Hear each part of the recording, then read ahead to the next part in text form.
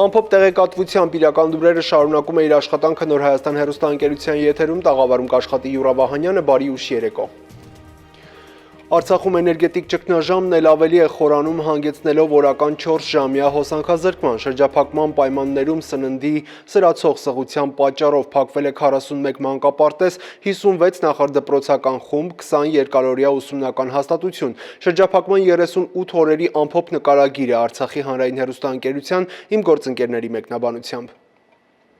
Արցախում էներգետիկ ճգնաժամն էլ ավելի է խորանում, հանգեցնելով օրական 4 ժամյա հոսանքազրկման։ Այսօրվանից հոսանքի հովհարային անջատումները կկրկնապատկվեն, 2 ժամի փոխարեն բնակչությունն արդեն օրական 4 ժամով կհոսանքազրկվի։ Տեղի է ունեցել օպերատիվ շտաբի հերթական նիստը, պետնախարար Ռուբեն Վարդանյանի հրամանով ստեղծվել է աշխատանքային խումբ շրջափակման տնտեսական եւ սոցիալական հետևանքների մեղմանն ուղղված միջոցառումներ մշակելու նպատակով։ Առողջապահության ոլորտում իրավիճակը շարունակում է լարված մնալ, 13 երեխա գտնվում է մանկական հիվանդանոցին օրացնային եւ վերակենդանացման բաժանմունքներում։ Արդեն 142 երեխա ծնվել է շրջափակման մեջ, 9 չափահաս բուժարու գտնվում է վերակենդանացման բաժանմունքում, նրանցից 5-ը ծայրահեղ ծանր վիճակում է։ Արցախի հանրապետության առողջապահության նախարարության ենթակայության տակ գործող բոլոր բուժհաստատություններում պլանային վիրահատությունների դադարեցման պատճառով շուրջ 430 քաղաքացի զրկվել է վիրահատվելու հնարավորությունից։ Դեկտեմբերի 12-ից առ այսօր Կարմիր խաչի միջազգային կոմիտեի միջնորդությամբ եւ ուղեկցությամբ Արցախից Հայաստանը տեղափոխվել 28 հիվանդ համապատասխան բուժում ստանալու համար։ Ծանրանում է տնտեսության վիճակը, 726 տնտեսվարող սուբյեկտ ընդհանուրի մոտ 18%-ը շրջափակման պայմաններում աշխատելու անհնարինության պատճառով կասեցրել են իրենց գործունեությունը։ Առնվազն 3400 մարդ կորցրել է աշխատանքը եւ եկամուտի աղբյուրը։ Շրջափակման պայմաններում սննդի սրացող սղության պատճառով փակվել է 41 մանկապարտեզ, 56 նախադպրոցական խումբ, 20 երկարօրյա ուսումնական հաստատություն։ Ադրբեջանը այսօր առավոտյան կրկին խափանել է Հայաստանից Արցախը սնուցող միակ գազատարի աշխատանքը։ Արցախ գազընկերությունը հայտնում է, որ հանրապետություն գազ չի մատակարարվում եւ ներկայում օգտագործվում է խողովակներում առկա գազը։ Այս մասին հայտնում են Արցախ գազից։ Արցախի իմ գործընկերները զրուցել են Ստեփանակերտի բնակիչների հետ, ճշտել սոցիալական խնդիրների առկայությունն ու նրանց տրամադրվածությունը ստեղծված իրավիճակում։ Նոր հոգսերով ու շարունակաճող մտածմունքներով մեկը տուն է շտապում, մյուսն աշխատանքի, երրորդը դատարկված խանութ տեսնելու, թե այսօր ինչ է գտնում ընտանիքի կարիքները բավարարելու համար։ Արցախում հումանիտար ճգնաժամ է, էլեկտրաէներգիան խնայողաբար են օգտագործում, համացանցն աշխատում է խափանումներով, սնունդ չկա, այսօր էլ արդեն հերթական անգամ գազ։ Մինչև երբ եւ որքան ժամանակ յուրաքանչյուրը ծանոթ անծանոթից այս հարցերի պատասխանն է փորձում գտնել։ Այսինչա հղեսն է կապած, գազը կավեջ, լուսնեստի կտրելավ, այս տա ինչա տրնում։ Սա կյանքա վերապրում ենք, այդ նի ժիզնի ջանա, այդ մոտ կնեգիմ հելեսի օրը ես հանդիպաշ մատաղինիմ։ Դե լավ չէ էլի, որ այս վիճակն է, բայց չգիտենք էլի ոնց անենք, այս ժողովուրդը ծանր վիճակում, Անորոշ վիճակա, ոչ մեկը չգիտե վերջը ինչա դառնալու։ Եթե գոնե իմանայեք, այս էլ մեզ համար ոչինչ էլի մի կերպ կտանենք։ Բայց եթե մտածում ես, որ վերջը բա ինչ կլինի։ 90-ականների ազատագրական պատերազմի ականատես արցախցիները հիշում են, ավելի վատ օրեր են տեսել։ Հերթական փորձությունը եւս համոզված են կհաղթահարեն։ Միջանցքի փակումն ընդհանուր խնդրի հետ ոմանց համար նաեւ անձնական ցավ է դարձել։ Տղաս ավտովթարի ենթարկվել Երևան Գորիսում Մեղրի ճանապարհի վրա։ Հիմա իմ ծայրահեղ ծանր վիճակում վիրահատություն բանտարել են, որ մայրը չկարողանա գնա իր երեխուն խնամի, ինչի մասին է խոսքը։ Ինչ խաղաղության մասին է խոսքը գնում, երբ այս է վիճակը։ Արցախցիներն իրավիճակը հաղթահարելու իրենց բանաձևն ունեն։ Պայքարի պատրաստ են բոլորը, անկախ տարիքից, պայմաններից, իրավիճակից։ Տարիների հեռվից այսօր էլ 88-ի շարժման գաղափարից չեն հրաժարվել։ Ես ուզում վեր մեր մայր Հայաստանին մուք միանանք։ Յուրան նհետինինք։ Ինքը հինչու տրնա մուք էլ յուրան նհետինինք։ Մունք Արցախը ապրել ենք, ապրում ենք, ապրելու ենք։ դու ասած ես հույսով ապրող մարդ եմ։ Ես հույս եմ բան վեր ամեն ինչի լավ այնան։ Ես գտնում եմ ամեն ինչի տեմ ընկնելով այս արցախահայությունը, այս վիճակից ու լրտես ընկալով։ Դեն Արցախի ոգին անկոտրուն է ու երբեք մենք չենք ազնվելու, մենք մեր հողում ամուր ենք, մեր հողի վրա ամուր ենք կանգնած։ Ոնց կարծում, բայց գրելու ենք այս իրավիճակից պատվով դուրս կյանք։ Ես համոզված եմ բի դուրս կյանք։ Սա ուրիշ ձև չկա։ Իրանք են դրթում վեր պատիմուխ պատվով դուրս կյանք։ Մոխմինալի աղա մարդիկ ենք դեմ կնան։ Ես էլ մեր մարդին ասում հասե հիբիկինի փիփիթի դուսկիկա կիրա քաղետ պիրիկյոլա կինակ մինա մուկ մարտով չո։ Սպասումներն ու ակնկալիքներն Արցախի իշխանություններից են։ Արցախցիների համոզմամբ նույն գաղափարի շուրջ համախմբվել է պետք, որ իրավիճակից դուրս գալու ելքեր գտնենք։ Անհանգստությունը ենա վեր պիտի համախմբվենք, որպեսզի կարինք պայքարենք, մենակ էտա։ Ավելի շատ մեր ղեկավարությունը, մեր կառավարությունը պետք է ամեն լծակ օգտագործի, որպեսզի մենք կարողանանք դուրս գանք այս նեղ վիճակից եւ մեր Արցախ աշխարհում, մեր հողի վրա մենք զգանք մեզ ուժեղ։ Ստեփանակերտում այսօր բացվել է «Իմ հայրենիք» լուսանկարչական ցուցահանդեսը։ Ցուցահանդեսի հեղինակն ու համադրողը լուսանկարիչ Արմեն Ենգոյանն է։ Նա իմ գործընկերուհուն պատմել է, միտքը ծնվեց 44-օրյա պատերազմի ժամանակ, երբ նախագիծ ունեին Շուշիում հենց այդ օրերին կազմակերպել ցուցահանդեսը։ Շուշիում այդպես էլ տեղի չունեցած ցուցահանդեսն այսօր շրջափակման մեջ գտնվող Արցախում է, Ստեփանակերտում։ Մանրամասները կպատմի Զարա Ղազարյանը։ Շուշին այլևս մերը չէր, մինչ այնտեղ նախատեսված ցուցահանդեսի համար կընտրեինք լուսանկարներ։ Շրջափակված Արցախում է «Իմ հայրենիք» խորագրով լուսանկարչական եւ գեղանկարչական ցուցահանդեսը։ Նախագիծ, որը պետք է տեղի ունենար Շուշիում 2020 թվականի հոկտեմբերին։ Ցուցահանդեսի հեղինակն ու համադրողը լուսանկարիչ Արմեն Ենգոյանն է։ Պատմում է, ամեն ինչ սկսվեց 44-օրյա պատերազմի ժամանակ, երբ նախագիծ ունեին հենց այդ օրերին Շուշիում կազմակերպել ցուցահանդեսը։ Որ պատերազմը սկսվեց, ես իմ առողջական պատճառով դե տղաների հետ մեկ առաջ յուրի նման գնում էի, կատի առաջով չի կարողանա։ Դրա համար որոշեցի, ուրեմն ինչ անեմ, զանգեցի Շուշիի թանգարանների տնօրեն Լուսինեն Գասպարյան, ասի սենց է ես կուզենայի մի հատ միջազգային ցուցահանդես անել, ոնց դասի դուրսը կանենք, որ բան չլինի, ասեցի ես դրա հետ չեմ կարա կարելի վիճակում բնական է Արծվիկ Սարգսյանին համարը տվեց, ու Արծվիկ Սարգսյանի հետ մենք պայմանավորվեցինք։ Նա էլ սկզբից ինչ ցուցահանդես մարդիկ ուր հավաքվենք ու տակվեն, ասենք դուրսը կանենք։ Ինքը ասացա ճիշտ է։ Առաջարկեց, ախր բայց ու տվեցինք ընթացք։ Այդ հավաքագրվեց լուսանկարները, միջև տպվեցին կովիդ-էլ հիվանդանալու տպագրության արդեն եղավ։ Զանգեցի Արծվիկ Սարգսյանին, բա գիտես ինչ սպասի էլ մի օր երկու օր եւ այդ մի օր երկու օր տվեց, այդ ինչ տվեց։ Արդեն պատերազմից հետո շրջիկ ցուցահանդեսը սկսեց իր ճանապարհորդությունն Արցախում։ Արցախցի քանդակագործ Արմեն Պետրոսյանի առաջարկությամբ ցուցահանդեսը սկսել են Մարտակերտից։ Հեղինակները տարբեր են, իսկ ցուցահանդեսի աշխարհագրությունը բավականին լայն։ Հայ եւ միջազգային ճանաչում ունեցող լուսանկարիչներ։ Եկավ հասավ այդ լուսանկարիչ բանը ցուցահանդեսը Ասկերան։ Այս վերջերս որտեղ եղավ բացում, էլի շատ լավ, շատ արեսով ուզում էին մարդիկ երկարներ, բայց եղավ հիմա շրջափակումը։ Արմեն Պետրոսյան զանգեցինք, խոսացինք, ասեց շատ լավ բան, մենք անում ենք ցուցահանդեսը, հենց հատուկ անում ենք, որովհետև մենք ինչ ա եղել, շարունակում ենք, ապրել է պիտի ու ասեց կրկնակի ցուցահանդես, այսինքն առաջի հարգում արդեն Ստեփանակերտի պատկերասրահում կլինի բացում առաջին հարգում այդ Իմ հայրենիք լուսանկարչական միջազգային ցուցահանդեսը երկրորդ հարգում երեխաների գեղարվեստական աշխատանքները Իմ հայրենիք թեմայով։ Նպատակ ունեն ոգեշնչելու եւ ցույց տալու։ Անգամ նման իրավիճակներում մարդիկ կարողանում են առաջ գնալ։ Հայնա պահել մեր երկիրը բոլոր պատմականորեն մենք պետական մտածելակերպ ցավոք սրտի չենք ունեցել, բայց այս երկիրը պահվել է հայով եւ հայը մի խանգարեք, աջակցեք, թող այդ հայը շարունակեն մի բան անել, դեկոս էս բանում փոքրիկ մի հատ ցուցահանդես է բացում, որը ոգեշնչում է, դե մարդիկ զարմանում են, այս խառավիճակում իր ցուցահանդես, դա նշանակում է, որ մենք ապագայի մասին ենք մտածում, մենք շարժվել ենք առաջ։ Նշենք, հունվարի 18-ից Ստեփանակերտի պատկերասրահում բացվել է Իմ հայրենիք խորագրով ցուցահանդեսը։ Արցախը շրջափակման մեջ է դեկտեմբերի 12-ից։ Զարա Ղազարյան, Ժոր Հովսեփյան, Իրական լուրեր։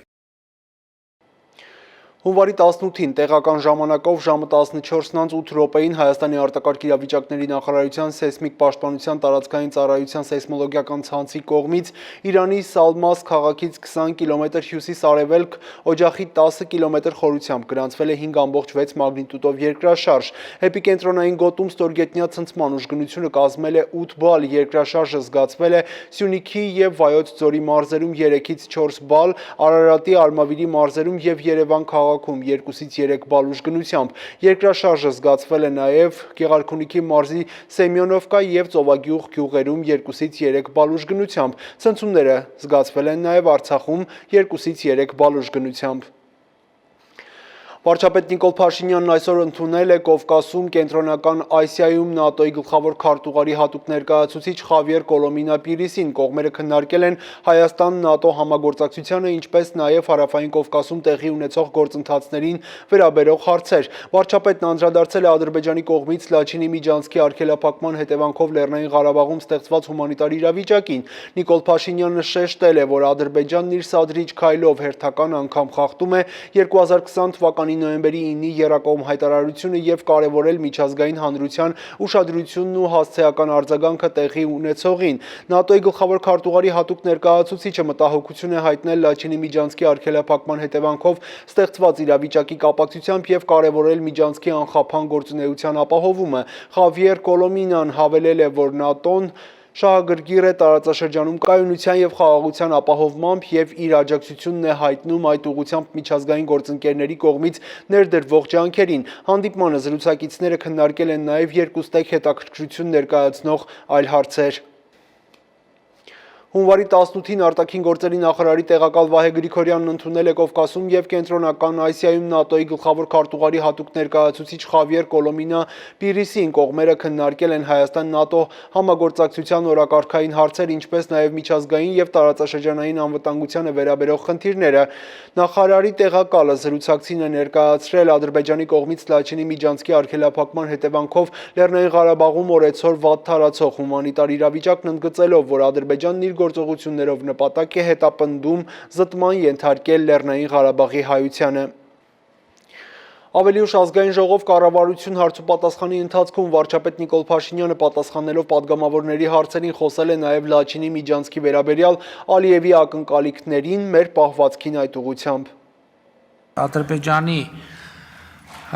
նախագահի հայտարարություններին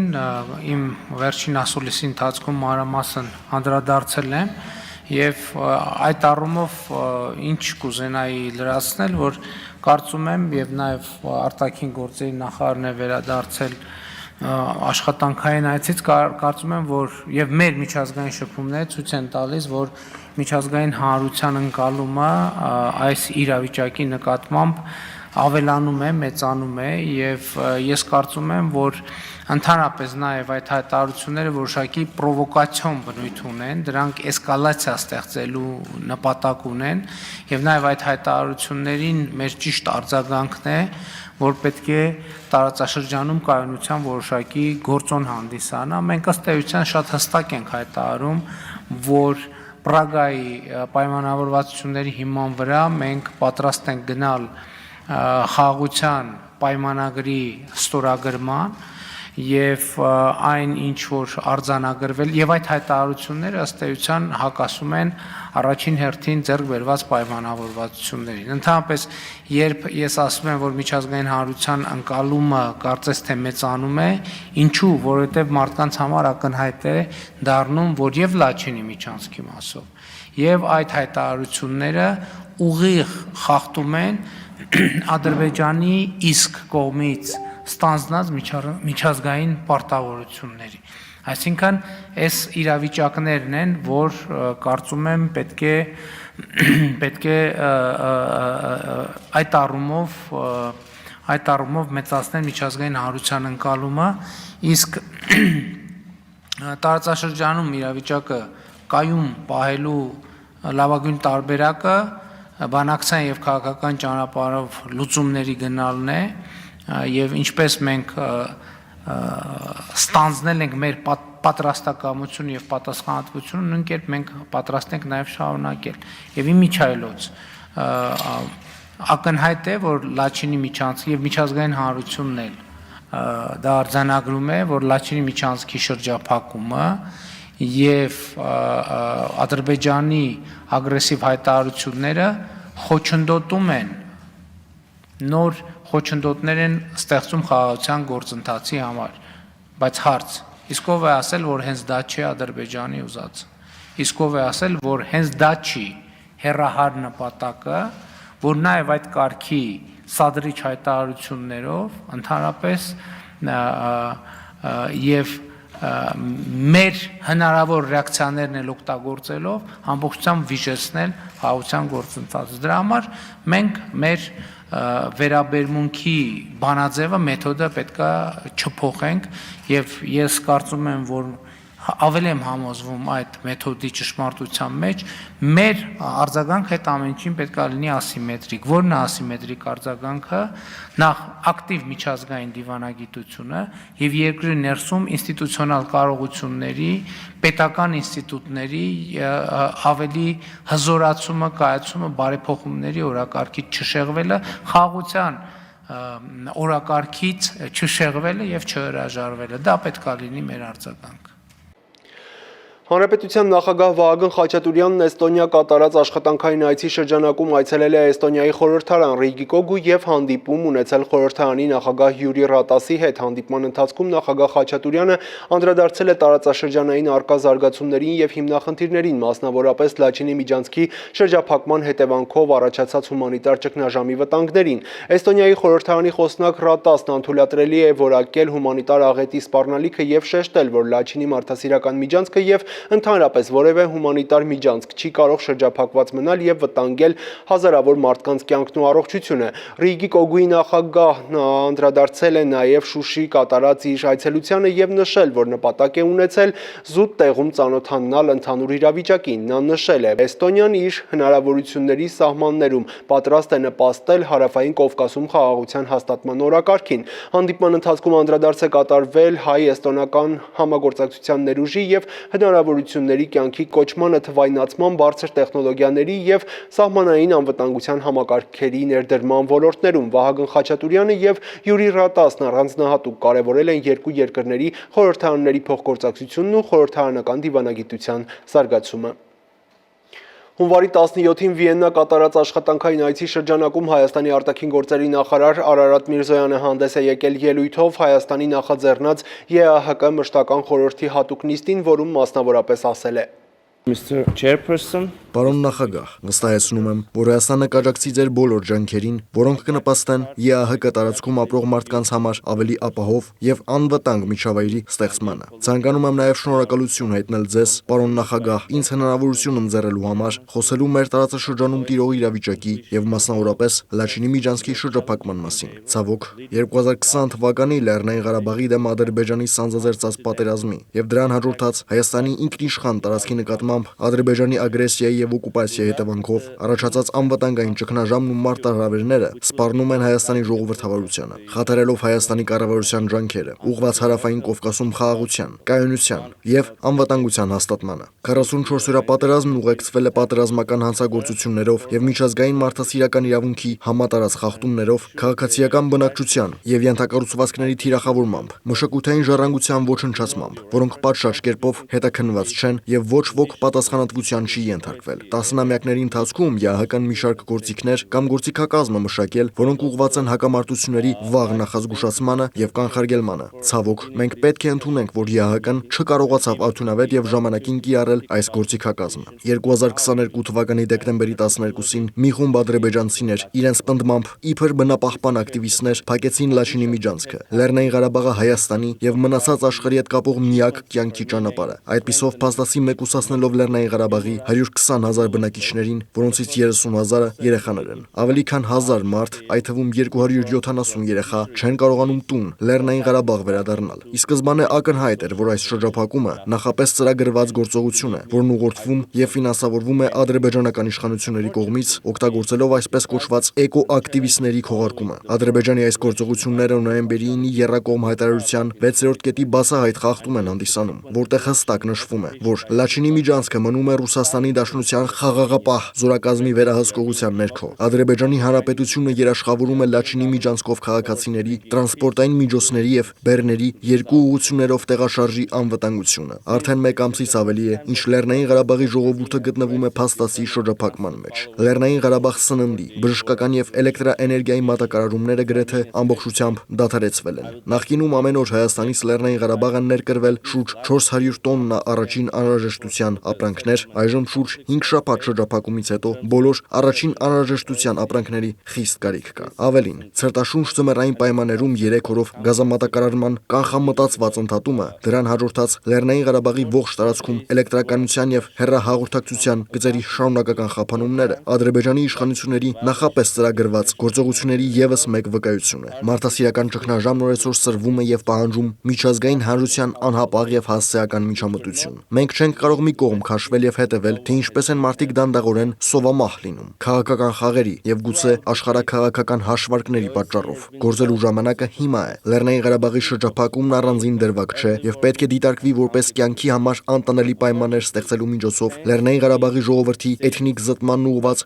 Ադրբեջանի լայնածավալ եւ համակարգված քաղաքականության մի մաս։ Ադրբեջանը նպատակ է հետապնդում հարկադրել Լեռնային Ղարաբաղի բնակչությանը լքել իրենց հայրենի հողն ու տները։ Ադրբեջանի նախագահի վերջին հայտարարությունը, որտեղ վերջինս առաջարկում է արտաքսել այն հայերին, ովքեր չեն ցանկանում դառնալ Ադրբեջանի քաղաքացի, վկայում է էթնիկ զտումներ իրականացնելու նրանց մտադրության մասին։ Վերջերս Ադրբեջանի նախագահն ընդունել է, որ ինքն է միջազգային օրակարգ մտցրել այսպես կոչված Զանգեզուրի միջանցք եզրույթը եւ սպառնացել վաղ թե ուշ բացել այն անկախ նրանից։ Հայաստանը դա ցանկանում է թե ոչ, եւ նա ասել է, որ այս եզրույթն ինքն է ներմուծել նոյեմբերի 9-ի Եռակողմ հայտարարության ստորագրումից հետո։ Եվս մեկ անգամ ուզում եմ հստակեցնել. մենք բացառում ենք ցանկացած արտատարածքային միջանցք Հայաստանի Հանրապետության տարածքում եւ որևէ միջանցք չենք տրամադրելու որևէ մեկին։ Սա սկզբունքային եւ անշրջելի դիրքորոշում է լիովին համահունչ նոյեմբերի 9-ի հայտարարության համապատասխան դրույթին։ Ավելին, Ադրբեջանի արևմտյան շրջանների եւ Նախիջևանի միջև կապ ապահովելու մասին որոշումը կարող է ընդունվել արագ այն պահից, երբ Ադրբեջանն ընդունի, որ բոլոր հաղորդակցությունները պետք է գործեն Հայաստանի Հանրապետության իրավազորության եւ օրենսդրության շրջանակներում։ Այս համատեքստում ուզում եմ տեղեկացնել, որ վերջերս երկաթուղային հաղորդակցությունների բացման վերաբերյալ վերջնական պայմանավորվածություն գտնելու հերթական փորձը չի հաջողվել, քանի որ ադրբեջանական կողմը նոր պայմաններ է առաջադրել, որոնք հակասում էին կանոնակարգումների վերաբերյալ կողմերի առաջնային ըմբռնմանը։ Մենք համոզված ենք, որ առանց սահմանի սահմանազատման հստակ համաձայնեցված չափորոշիչների անհնար կլինի հասնել կայուն խաղաղության։ Այս առումով չափազանց կարևոր են Պրահայում եւ Սոչիում ձեռք բերված պայմանավորվածությունները,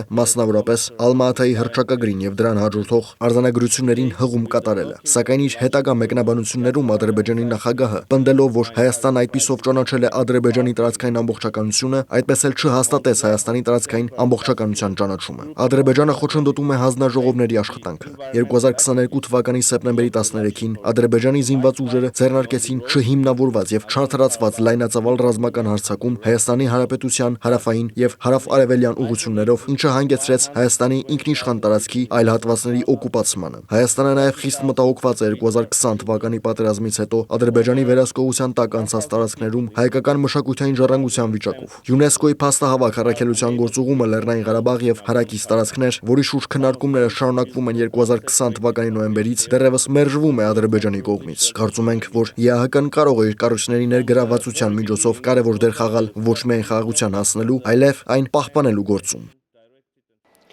Հունվարի 17-ին Վիեննայում Հայաստանի արտաքին գործերի նախարար Արարատ Միրզոյանը հանդիպում է ունեցել ԵԱՀԿ գլխավոր քարտուղար Հելգա Շմիդի հետ, կողմերը քննարկել են տարածաշրջանային նշանակության հարցեր, մտքեր փոխանակել նույն օրը կայացած ԵԱՀԿ մշտական խորհրդի հատուկ նիստի շուրջ։ Հայաստանի արտաքին գործերի նախարարն անդրադարձ է կատարել Լաչինի միջանցքի փակման հետևանքով Լեռնային Ղարաբաղում ստեղծված իրավիճակին, ընդգծելով, որ Ադրբեջանը նպատակ է հետապնդում էթնիկ զտման ենթարկել արցախահայությանը։ Նախարար Միրզոյանը շեշտել է միջազգային հանրության գործուն քայլերի անհրաժեշտությունը Լաչինի միջանցքի ապաշրջափակման եւ Հայաստանի ու Լեռնային Ղարաբաղի միջև անվտանգ եւ անարգել կապի վերականգնման համար։ Կարևորվել է միջազգային համապատասխան կառույցների հումանիտար հասանելիության ապահովումը Լեռնային Ղարաբաղ։ Հանդիպման ընթացքում մտքեր են փոխանակել նաև Հայաստանի եւ Ադրբեջանի հարաբերությունների կարգավորման գործընթացի վերաբերյալ։ Նախարար Միրզոյանը նշել է, որ Ադրբեջանի շարունակական սադրանքները, ձեռք բերված պայմանավորվածությունները չհարգելը, ռազմատենչ հռետորաբանությունը մեծապես խոչընդոտում են տարածաշրջանում անվտանգության եւ կայունության հաստատման ուղղված հայկական կողմի ջանքերին։ Հայկական կողմը նաև նշել է, որ ԵԱՀԿ-ն իր կառույցների միջոցով պետք է դեր խաղա խաղաղության հասնելու եւ այն պահպանելու կարևոր գործում։ Հայաստանի արտաքին գործերի նախարարը ներկայացրել է Հայաստան-Թուրքիա հարաբերությունների կարգավորման գործընթացի վերջին զարգացումները։ Հանդիպման ընթացքում զրուցակիցներն անդրադարձ են կատարել նաև ԵԱՀԿ շրջանակներում Հայաստանի Հանրապետության հետ համագործակցության ծրագրերին։ Ստեղծված իրավիճակում հայկական կողմը կարևորում է Լեռնային Ղարաբաղի եւ Լաչինի միջանցք փաստահավաք առաքելություն գործուղելու, ինչպես նաև ՄԱԿ-ի համապատասխան մարմինների համար Լեռնային Ղարաբաղ անարգել հումանիտար հասանելիություն ապահովելու հարցը։ Տարածաշրջանում տեղի ունեցող վերջին զարգացումները վերլուծել է իմ գործընկեր Անդրանիկ Ավետիսյանը։ Գաղտնիք չէ, որ Հայաստան-Ռուսաստան հարաբերությունները ռազմավարական մակարդակ ունեն եւ Ռուսաստանը Հայաստանի անվտանգության երաշխավորն է, սակայն 2022 թվականի սեպտեմբերի 13-ին Ադրբեջանի Հայաստանի ինքնիշխան տարածքի վրա հարձակումից հետո Ռուսաստանի Դաշնության հետ խնդիրներ կան։ Հարց է առաջանում. Հայաստանը կարող է վստահել Ռուսաստանին որպես անվտանգության երաշխավորի։ Պատասխանները միանշանակ չեն։ Առ այսօր Ադրբեջանը շարունակում է կոպտորեն խախտել նոյեմբերի 9-ի եռակողմ հայտարարության դրույթները եւ միջազգային հումանիտար իրավունքի սկզբունքները։ Այդ իսկ պատճառով Լաչինի միջանցքի, Արցախի եւ Հայաստանի անվտանգության հարցը շարունակում է մնալ քննարկումների գլխավոր թեման։ Նախագահ Վահագն Խաչատուրյանը կարծում է, որ ռուսական կողմը չի ուզում ուժ կիրառել Լաչինի միջանցքի վերաբացման հարցում, այլ բանակցությունների միջոցով է փորձում հարցը կարգավորել։ Ըստ էության, Հայաստանը հիմա Ռուսաստանի Դաշնության կողմի նկատմամբ պահանջ ունի եւ հույս ունի, որ ռուսական կողմը կարձագանքի եւ ինչ որ կերպ միջոցներ կկիրառի, որ կարողանա այդ միջանցքն ապահովել։ Դեպքերի զարգացումները դասավորվել են այնպես, որ հիմա պարզից էլ պարզ է։ Մինչ Ռուսաստանը ձգձգում, մտածում եւ թերանում է իր պարտականությունների կատարման հարցում, արևմուտքը սպասեցնել չի տալիս եւ սկսում է գործել։ Մարդու իրավունքների եվրոպական դատարանը Լաչինի միջանցքը ապաշրջափակելու որոշումը վերահսկելու նպատակով հրատապծանուցում է ուղարկել Եվրոպայի խորհրդի նախարարների կոմիտեին։ Եվրոպական դատարանը հաշվի առնելով կողմերի ներկայացրած փաստարկները մերժել է Ադրբեջանի պահանջները ամբողջությամբ, ուժի մեջ թողնելով 2022 թվականի դեկտեմբերի 21-ի որոշումը, որով բավարարել էր Հայաստանի պահանջը եւ պարտավորեցրել Ադրբեջանին ապահովել միջանցքով Հայաստանում բժշկական օգնություն ստանալու կարիք ունեցող ծանր հիվանդների տեղաշարժը, ինչպես նաև ճանապարհին անապաստան մնացած կամ ապրուստի միջոցների կարիք ունեցող անձանց անվտանգ տեղաշարժը։ Նշենք, որ հայկական կողմը Եվրոպական դատարանից պահանջել էր անհապաղ ծանուցում ուղարկել Եվրոպայի խորհրդի նախարարների կոմիտեին Ադրբեջանի կողմից Եվրոպական դատարանի որոշումը չկատարելու վերաբերյալ։ Եվրոպական դատարանը մերժել է նաև Հայաստանի դեմ միջանկյալ միջոց կիրառելու մասին Ադրբեջանի պահանջը։ Բացի այդ, Եվրամիությունը պատրաստվում է նոր առաքելություն ուղարկել Հայաստան։ Բաքուն, ի տարբերություն եվրոպական նախորդ երկամսյա առաքելության, այս մեկին հավանություն չի տվել։ Ստեղծված իրավիճակում, ինչպես ավելի վաղ միավորված ազգերի կազմակերպության գլխավոր քարտուղար Անտոնիո Գուտերեշի հետ հեռախոսազրույցի ժամանակ հայտնել է Հայաստանի Հանրապետության արտաքին գործերի նախարար Արարատ Միրզոյանը, հայկական կողմը կարևորել է Լեռնային Ղարաբաղ եւ Լաչինի միջանցք փաստահավաք առաքելություն գործուղելու, ինչպես նաև միավորված ազգերի կազմակերպության համապատասխան մարմինների համար Լեռնային Ղարաբաղ անարգել հումանիտար հասանելիություն ապահովելու հարցը։ Լրատվամիջոցներում երեկվանից շրջանառվում են լուրեր այն մասին, որի տարբերություն 2022-ի հոկտեմբերին ուղարկված Եվրամիության դիտորդների 40 հոգանոց խմբի, որը տեղակայվել էր հայ-ադրբեջանական սահմանին, համաձայն նոր նախագծի եւ ըստ վերջին տվյալների, այս անգամ եվրոպացի դիտորդները բարեկություն կանեն Հայաստանի ամբողջ տարածքում։ Սակայն նախորդ առաքելության նման, այս անգամ եւս նրանք անձեն կլինեն, զինված միայն զրահաբաճկոնով, հեռադիտակով եւ ֆոտոխցիկով։ Թե կոնկրետ քանի դիտորդ է ժամանելու, այս պայն հայտնի չէ եւ պաշտոնապես դեռ չի հաղորդվում, չնայած նրան, որ ըստ հայկական մեդիա տիրույթում տարածվող տեղեկությունների նոր առաքելության կազմում կլինի մոտավորապես 200 մասնագետ։ Արդեն առաջիկա օրերին ենթադրվում է, որ պետք է մշակվի գործողությունների հատուկ պլան, որը հստակեցնելու է, թե ինչ միջոցներ են ձեռնարկվելու առաքելության անվտանգությունը երաշխավորելու եւ ռիսկերը գնահատելու համար։ Քննարկման թեմա է լինելու նաեւ այն հանգամանքը, թե անհրաժեշտության դեպքում ինչպես է կազմակերպվելու դիտորդների տարհանումը։ Ամփոփելով ընթացիկ իրադարձությունները, կարելի է հանգել այն մտքին, որ հավաքական անվտանգության պայմանագրի կազմակերպության ու Ռուսաստանի Դաշնության դանդաղաշարժությունը կբերի նրան, որ ուշ թե շուտ տարածաշրջանում ռուսական դիրքերը կթուլանան եւ կզիջեն իրենց տեղը արևմուտքին։ Այդ օրը, եթե ռուսական քարոզչամեքենան եւ ղեկավարությունը շարունակեն անտեսել ներկայիս իրողությունները եւ մնալ քնած, գնալով ավելի ու ավելի կմոտենա, մատուցելով տհաճ անակնկալ ռուսներին եւ հաճելի բոնուս արևմուտքին։ Անդրանիկ Ավետիսյան, Իրական լուրեր։ Ապրել, աշխատել ու արարել Հայաստանում մեր ժամանակների հերոսը խորագրի մասնակիցների հաջողելու հիմնական բանաձևը հենց սա է։ Կառավարության ստեղծագործական թիմը փնտրեց ու գտավ 55 սկսնակ գործարարի, ովքեր անկախ դժվարություններից շարունակում են պայքարը նպատակներին հասնելու համար։ Համանուն մրցանակաբաշխությունը տեղի ունեցավ 2022 թվականի տարեվերջին։ Հիմա արդեն ստեղծագործական թիմը նոր հերոսների փնտրտուքի մեջ է, պատրաստ նրանց միջոցով նորը ստեղծելու մղումը փոխանցել նաև հեռուստադիտողին։ Կարևոր է, օրինակ իրանք կարողանան շարժիչի հաշվարկները կատարել, շարժիչի բնութագրերը հասկանան, ուսումնասիրեն, որպեսզի անհրաժեշտ բեռ տանող աթեստը կարողանան նախագծել։ Էլեկտրոնիկա ու անօդաչու սարքերի նախագծում Արմենը մոտ 1.5 տարի առաջ ուսումնական ծրագիրը կազմեց, հավաքեց թեմայով հետաքրքրվողների ու սկսեցին դասընթացները։ Մասնագիտությամբ ծրագրավորողի մոտ միտքն առաջացավ 44-օրյա պատերազմից հետո Հայաստանի ու Լեռնային Ղարաբաղի տեխնոլոգիական առաջընթացին նպաստելու համար։ Կարողացել ենք զուգահեռ մեր թիմով, մեր ուսանողների հետ միասին երկակի նշանակության էլեկտրական սխեմաներ նախագծել եւ արտադրել եւ առաջիկայում այդ գործունեությունը զարգացնելու ենք անպայմանորեն։ Գլխավոր մրցանակը ուզում եմ հանձնել Արմեն Դարփինյանին։ Զարգանալու համար նոր մոտիվացիա կա։ Արմենը գործունեության համար 2022-ի տարեվերջին ճանաչվեց մեր ժամանակների հերոսը ամենամյա մրցանակաբաշխության առաջին մրցանակակիր։ Հաղորդաշարն ու մրցանակաբաշխությունն անկախ դժվարություններից Հայաստանում փոքրումիջին ձեռնարկություններ հիմնած, հաջողած գործարարների մասին է։ Մեկ եթերաշրջանի ընթացքում ստեղծագործական թիմը փնտրեց ու գտավ 55 մարդու, որոնց նպատակը երկրի հզորացման գործում ներդրումն անելն առաջնային է։ Պատերազմից հետո փորձում էին նաև շեշտադրում անել այն մարդկանց վրա, ովքեր անցել էին պատերազմի թոհուբոհով եւ նույնիսկ վիրավորում ստացել ու դրանից հետո շարունակում էին աշխատել, արարել, իրենցը ստեղծել հենց Հայաստանում։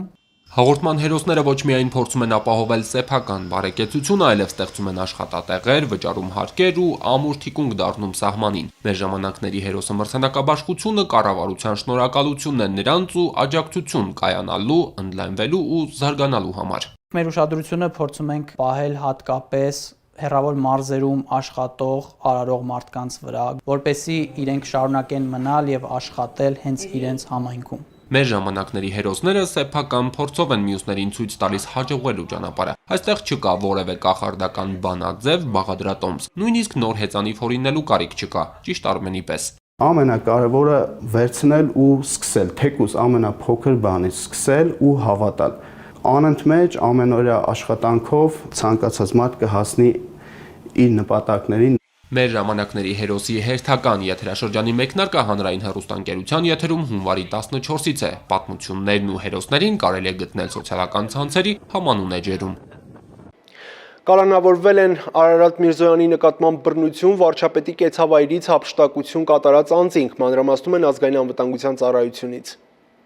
Հայաստանի Հանրապետության ազգային անվտանգության ծառայության քննչական դեպարտամենտում շարունակվում է 2020 թվականի նոյեմբերի 10-ին Հայաստանի Հանրապետության կառավարության ազգային ժողովի շենքերում եւ պետական նշանակության այլ օբյեկտներում ու հասարակական վայրերում բռնություն գործադրելով, ջարդ իրականացնելով, գույք ոչնչացնելով, վնասելով կամ իշխանության ներկայացուցչին զինված դիմադրելով արտահայտված զանգվածային անկարգություններ կազմակերպելու, դրանց մասնակցելու եւ այլ դեպքերի առթիվ նախաձեռնված քրեական վարույթի նախաքննությունը։ Քրեական վարույթի շրջանակներում կատարված լայնածավալ քննչական եւ վարութային այլ գործողությունների, ինչպես նաեւ Հայաստանի Հանրապետության ազգային անվտանգության ծառայության օպերատիվ ստորաբաժանումների կողմից իրականացված օպերատիվ հետախուզական միջոցառումների արդյունքում պարզվել են զանգվածային անկարգությունների ընթացքում Հայաստանի Հանրապետության ազգային ժողովի նախագահ Արարատ Միրզոյանի նկատմամբ բռնություն գործադրած եւ Հայաստանի Հանրապետության վարչապետին հատկացված կեցավայրից առանձնապես խոշոր չափերով հափշտակություն կատարած անձինք, ովքեր ձերբակալվել են։ Մասնավորապես, ԱԲ-ն 2020 թվականի սեպտեմբերի 27-ին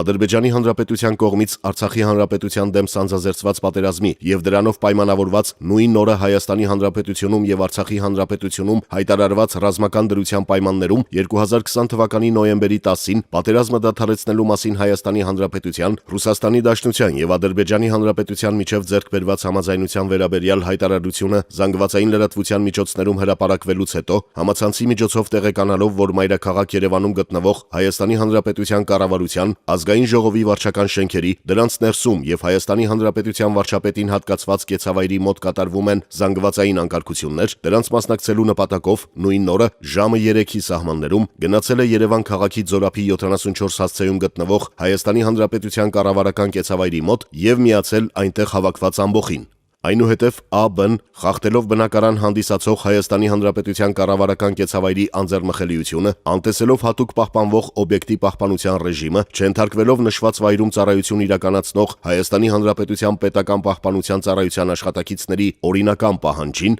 հաղթահարելով կառավարական կեցավայրի մուտքի դարպասների արգելքը, պարսպի վրայով ներս ցատկելով ներխուժել է կեցավայրի տարածք, ապա նաև մտել Հայաստանի Հանրապետության վարչապետին հատկացված առանձնատուն։ Այնուհետև դուրս գալով կեցավայրի տարածքից գնացել է Կարեն Դեմիրճյան փողոց, որտեղ միացել է Հայաստանի Հանրապետության ազգային ժողովի նախագահ Արարատ Միրզոյանի նկատմամբ բռնություն գործադրող զանգվածային անկարգությունների մասնակիցներին, ջեղքելով վերջիններից շարքերը, մոտեցել է արդեն իսկ գետնին ընկած Արարատ Միրզոյանին եւ ոտքով հարվածել է վերջինիս, այդ կերպ բռնություն գործադրելով նրա նկատմամբ։ ԱԲ-ի եւ զանգվածային անկարգությունների մյուս մասնակիցների կողմից գործադրված բռնության արդյունքում Արարատ Միրզոյանին պատճառվել են բազմաթիվ մարմնական վնասվածքներ, ինչի հետևանքով վերջինս կորցրել է գիտակցությունը եւ տեղափոխվել Էրեբունի բժշկական կենտրոն։ Նախաքննությամբ պարզվել է նաև, որ ՏՊ-ն 2020 թվականի սեպտեմբերի 27-ին Ադրբեջանի Հանրապետության կողմից Արցախի Հանրապետության դեմ սանձազերծված պատերազմի եւ դրանով պայմանավորված նույն օրը Հայաստանի Հանրապետությունում եւ Արցախի Հանրապետությունում հայտարարված ռազմական դրության պայմաններում 2020 թվականի նոյեմբերի 10-ին պատերազմը դադարեցնելու մասին Հայաստանի Հանրապետության, Ռուսաստանի Դաշնության եւ Ադրբեջանի Հանրապետության միջև ձեռք բերված համաձայնության վերաբերյալ հայտարարությունը զանգվածային լրատվության միջոցներում հրապարակվելուց հետո տեղեկանալով, որ մայրաքաղաք Երևանում գտնվող Հայաստանի Հանրապետության կառավարության,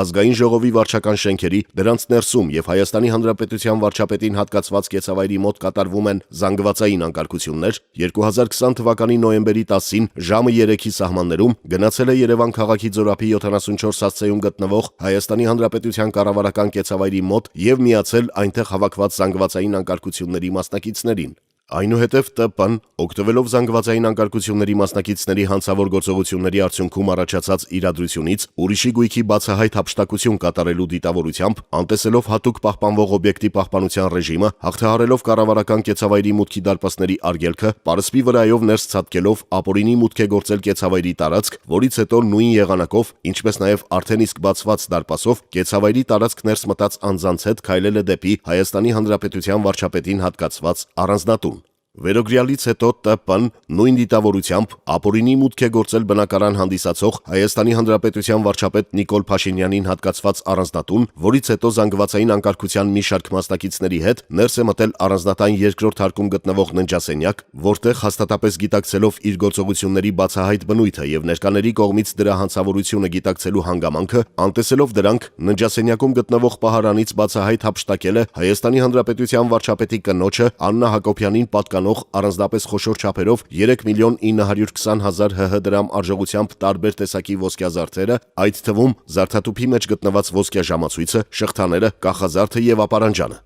Դրանից հետո ՏՊ-ն իր կողմից բացահայտ հափշտակված վերոհիշյալ ոսկյազարդերը տնօրինել է անձնական նպատակներով եւ 551 հազար ՀՀ դրամի դիմաց 2020 թվականի նոյեմբերի 10-ին ժամը 10:20-ի սահմաններում ընկերոջ ՍՍ-ի, իսկ շղթաներից մյուսը 40 հազար ՀՀ դրամի դիմաց իր անվամբ 2020 թվականի նոյեմբերի 16-ին գրավադրել է Fast Credit ունիվերսալ վարկային կազմակերպության գրավատան համապատասխանաբար Կոմիտաս Պողոտայում եւ Մալաթիա վարչական շրջանում գտնվող մասնաճյուղերում։ ԱԲ-ի եւ ՏՊ-ի նկատմամբ Հայաստանի Հանրապետության քրեական օրենսգրքի համապատասխան հոդվածներով հարուցվել են հանրային քրեական հետապնդումներ, վերջիններիս նկատմամբ դատարանի որոշմամբ որպես խափանման միջոց է ընտրվել կալանքը 2 ամիս ժամկետով։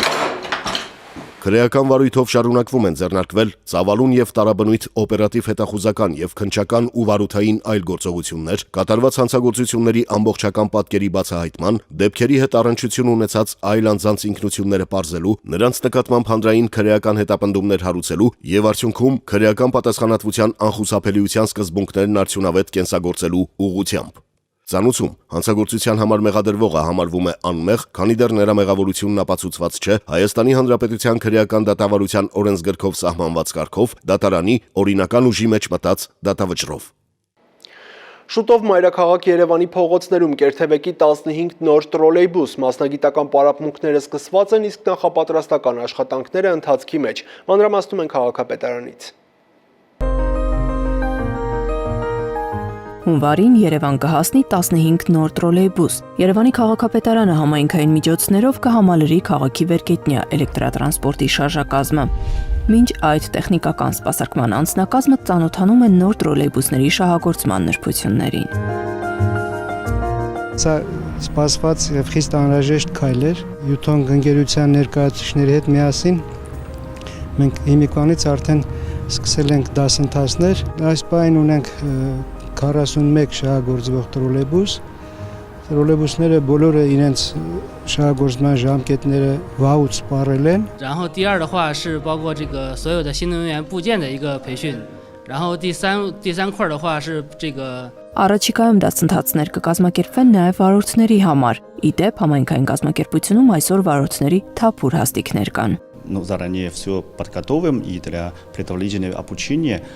водителей и в будущее ремонт обслуживания этих троллейбусов. Экологически чистый, без шума и самое главное, он сэкономит деньги. Ներկրվող ավտոբուսներն իրենց աշխատանքով տարբերվում են ցանցում առկա շարժակազմերից։ Ժամանակակից լուծումները հնարավորություն են տալիս տրոլեյբուսները որոշ ժամանակահատված շահագործել նաև առանց հոսանքի անմիջական սնունդի։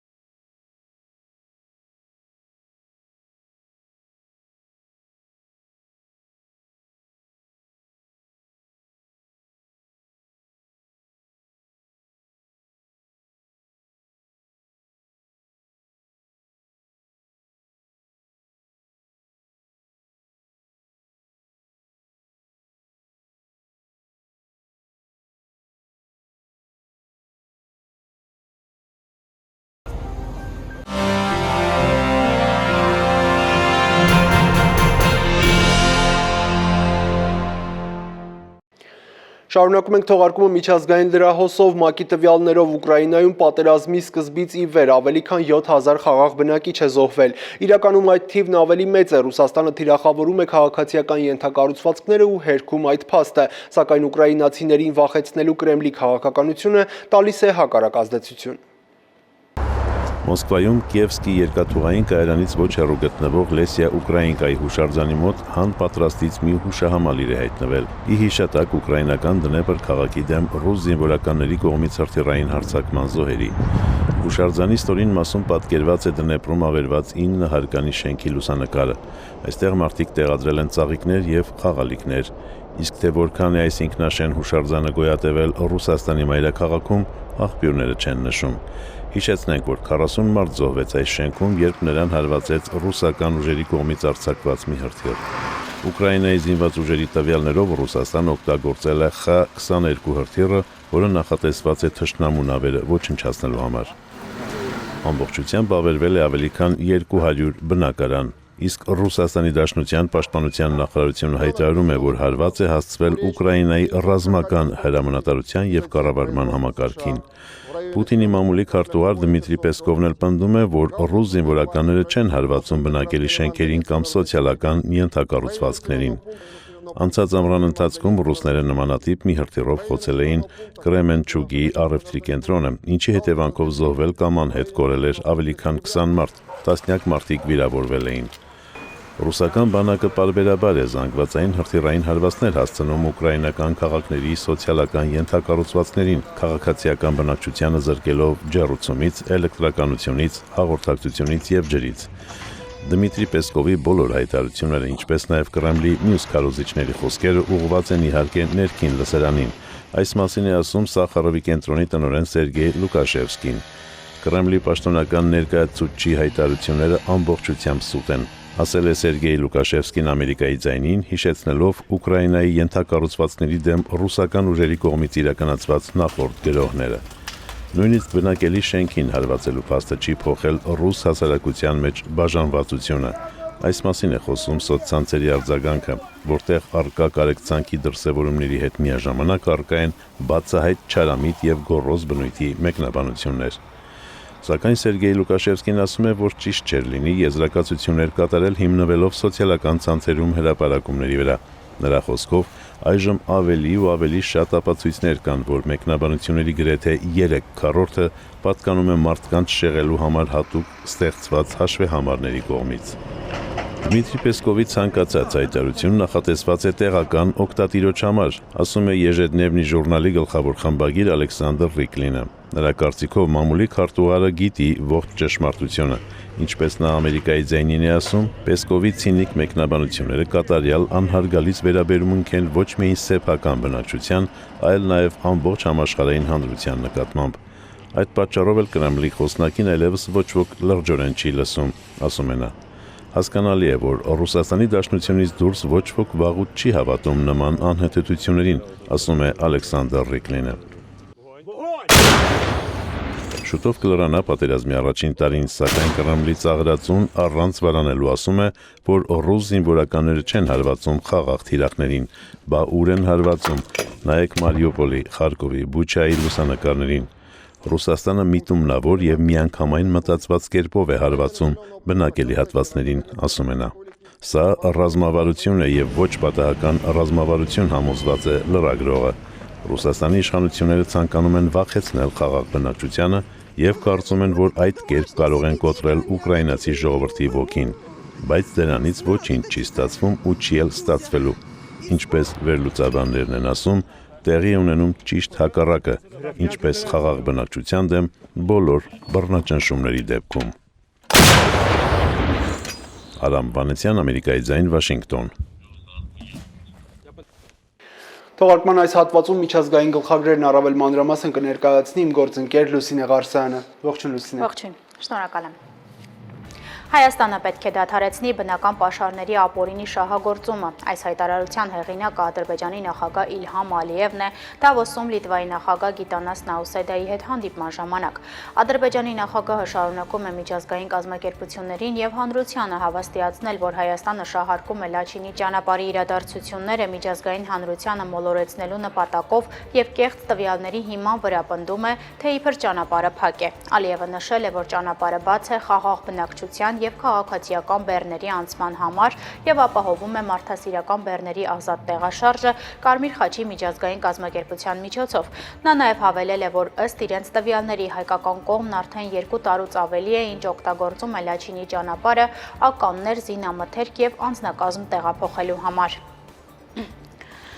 Նույն համոզմունքն է հայտնել նաև Ռուսաստանի Դաշնության արտգործնախարար Սերգեյ Լավրովը, ասելով, որ Լաչինի միջանցքը պետք է երկկողմանի բաց լինի մարդկանց եւ բեռների համար։ Առանձին որոշվել էր, որ ռազմական բեռներ այդ միջանցքով չպետք է անցնեն։ Ադրբեջանցիները տվյալներ են տրամադրել այն մասին, որ հայկական կողմը ականներ է տեղափոխել եւ ականապատել Ադրբեջանի հետ սահմանակից շրջանները։ Մերոնք դրանք ուսումնասիրում են, ասել է Լավրովը։ Այնտեղ բազմաթիվ փոխադարձ մեղադրանքներ կան։ Եզրափակելով իր խոսքը Լավրովը նաև հավելել է, որ միջանցքի բացման հարցը մոտակա ժամանակներում կլուծվի։ Լաչինի միջանցքը պետք է մնա ռուս խաղաղապահների հսկողության տակ։ Մոսկվան կոչ է անում ադրբեջանցի եւ հայ գործընկերներին բարի կամք դրսեւորել եւ համատեղ ընդունել փոխզիջումներ ճգնաժամը հնարավորինս արագ լուծելու համար, ասել է ԵԱՀԿ-ում Ռուսաստանի մշտական ներկայացուցիչ Ալեքսանդր Լուկաշևիչը։ Լուկաշևիչի խոսքով Մոսկվան պատրաստ է այս հարցում ցուցաբերել հնարավոր աջակցություն, կայուն եւ երկարաժամկետ լուծումը հնարավոր է միայն Ռուսաստանի, Ադրբեջանի եւ Հայաստանի ղեկավարների եռակողմ համաձայնագրերի բոլոր դրույթների խստիվ պահպանման հիման վրա, ընդգծել է նա։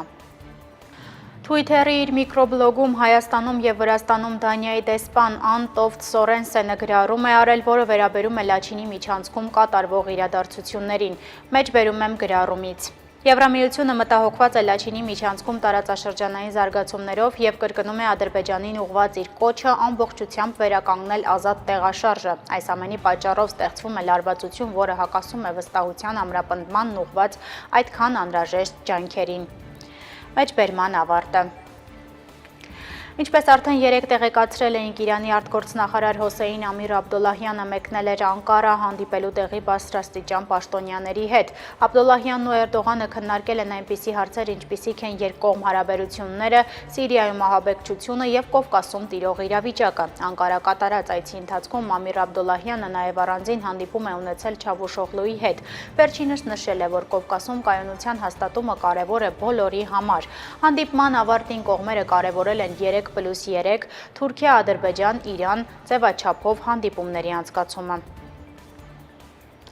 2023 թվականի մայիսի 14-ին Թուրքիայում կանցկացվեն նախագահական ընտրություններ, այս մասին Արդարություն եւ զարգացում կուսակցության խորհրդարանական խմբի նիստում հայտարարել է Թուրքիայի նախագահ Ռեջեփ Թայիպ Էրդողանը։ Հիշեցնենք, որ 1950 թվականի մայիսի 14-ի ընտրություններում Դեմոկրատական կուսակցությունը ժողովրդի մեծ աջակցությամբ վերջ է դրել Ժողովրդահանրապետական կուսակցության 27-ամյա միակուսակցական կառավարմանը։ Նախատեսվում է նախագահական եւ խորհրդարանական ընտրություններն անցկացնել հենց նույն օրը։ Հաղթող տեխնացուն առաջիկա 5 տարիներին կդառնա հանրապետության նախագահ։